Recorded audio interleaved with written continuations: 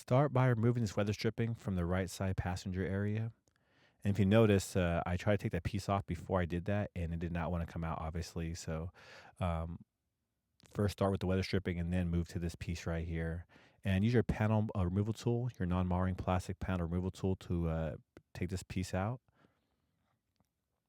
And it should come out really easily once you get the weather stripping off, as so.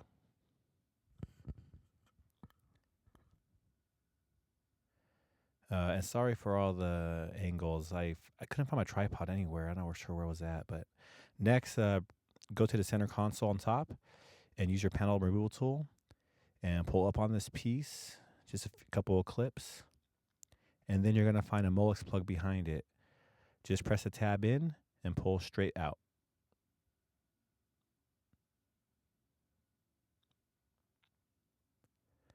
Okay, this part is actually kind of hard. These are 8mm nuts. So if you just use your socket set, 8mm, and you try to reverse them out, they're probably going to fall in the dash. You'll never see them again. So, and you need a deep socket for this one. So what I did is I reversed it with a deep socket, and then once I got it close to the top, to the edge, I used this magnetic pickup tool to unravel it the rest of the way. That way the bolt wouldn't fall in. I'm sorry, the nut wouldn't fall in. If you guys have a better suggestion on how to do this, let me know. But that kind of worked for me because I couldn't find a deep socket that was magnetic. I guess they don't make those, or is that not a thing? I don't know, but I could not find it. So this is my go-to.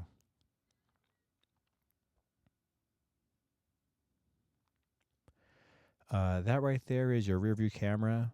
At the end of the video, I'll show some pictures on what plug goes to what here, but most of these plugs here just require you to press down on the tab and pull straight back.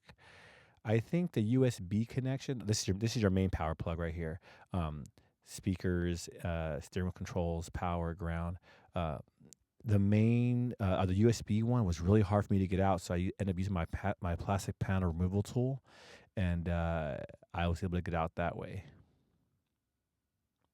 So after you get all these wires out, you're going to want to you want to put a blanket down because there's a possibility you pull too far fast forward and the thing falls on the blanket. And actually, it did happen to me. So after years of doing this, I finally had the screen itself fall right on the shifter, but luckily I had that blanket there just in case.